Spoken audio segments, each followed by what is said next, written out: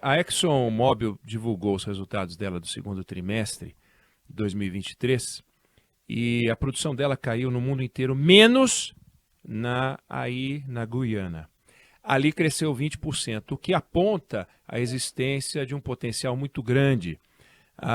O pré-sal, por mais 7 anos, deve produzir bastante e depois ele vai entrar numa curva descendente. E se estima que na margem equatorial a gente tem um pré-sal ali. Antes de passar a pergunta para a próxima pessoa que vai fazer uma pergunta, que não é a Débora Alfano nem eu queria dizer para o senhor que a escolha do nome Foz do Amazonas foi da ANP, que quando fez a licitação escreveu Foz do Amazonas. Aí virou Foz do Amazonas, e aí o senhor tem que falar aquilo que é o óbvio, que não é na Foz do Amazonas, só que chama Foz do Amazonas, não chama Cratera da Lua. Então, um erro da ANP, e não foi uma invenção do Ministério do Meio Ambiente, nada disso. A ANP na hora achou que Foz do Amazonas, porque é a coisa mais perto que tem, porque na Amazônia, 500 quilômetros não é nada. Então chama de Foz do Amazônia, pronto, tá aí o senhor se explicando. Mas a próxima pergunta, na verdade, um comentário que eu gostaria que o senhor falasse sobre ele, vai entrar agora. Débora Alfano, se você puder colocar. Vamos ouvir a ministra Marina Silva. Trata-se de exploração de petróleo na margem equatorial, na Foz do Amazonas, um lugar muito sensível e que precisa de todo o cuidado. E um governo que respeita a lei e que tem compromisso ético com a preservação do meio ambiente, os estudos e as posições dos técnicos são respeitadas.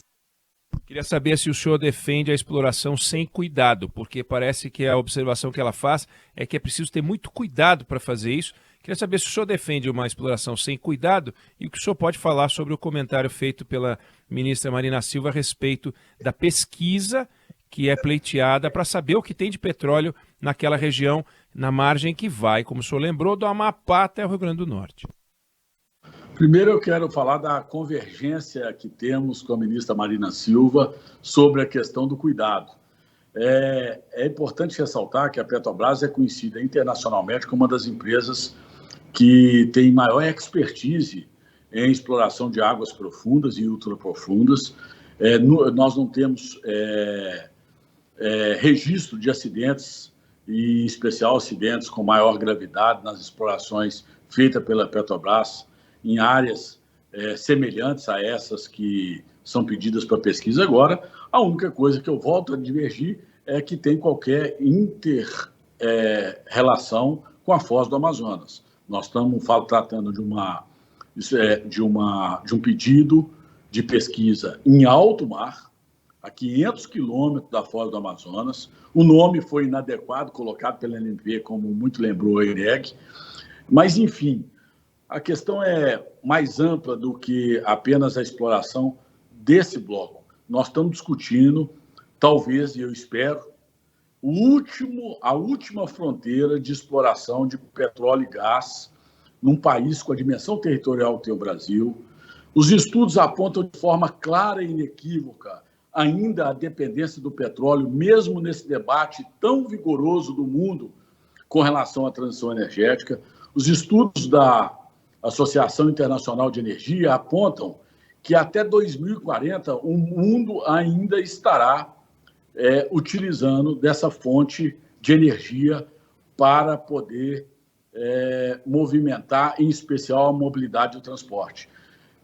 Não é admissível, na minha modesta opinião, e eu tenho defendido isso com muita contundência, que um país que tem 88% da sua energia elétrica limpa e renovável na sua matriz, que tenha 50% da sua matriz de energia limpa, onde o mundo, em média, tem 15%, que já contribui tanto com a salvaguarda do planeta como o Brasil, sacrifique ainda mais as brasileiras e os brasileiros, não podendo sequer pesquisar suas potencialidades, seja onshore, em terra, quanto offshore em alto mar.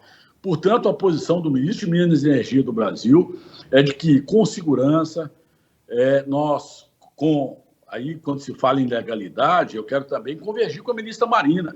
E, para se falar em legalidade, nós temos que falar também em respeito a contratos. As pessoas que participaram do leilão desses blocos de petróleo de 2012, sob a égide de uma portaria interministerial até 2022, Essas pessoas confiaram que o Brasil é um país sério, que o Brasil é um solo fértil para investimentos nacionais e internacionais.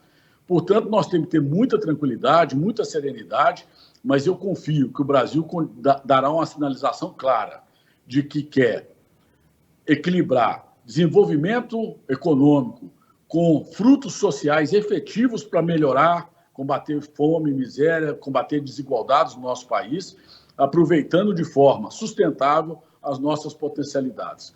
Nós não podemos, por exemplo, falar em transição energética sem falar nos minerais raros e dos minerais críticos.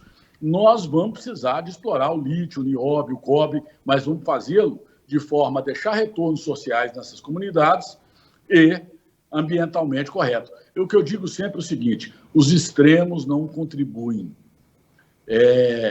Quando a gente vê o exemplo da suspensão, por exemplo, da importação de energia limpa e renovável da usina de Guri, na Venezuela, pelo governo anterior, para poder fazer suprimento do estado de Roraima, suprimento de energia, e por uma questão ideológica, Roraima passou a receber energia de usina térmica a gás e a óleo diesel, pagando R$ 1.100 o megawatt, ao contrário dos R$ 180 que pagava pela usina de Guri, é um extremo.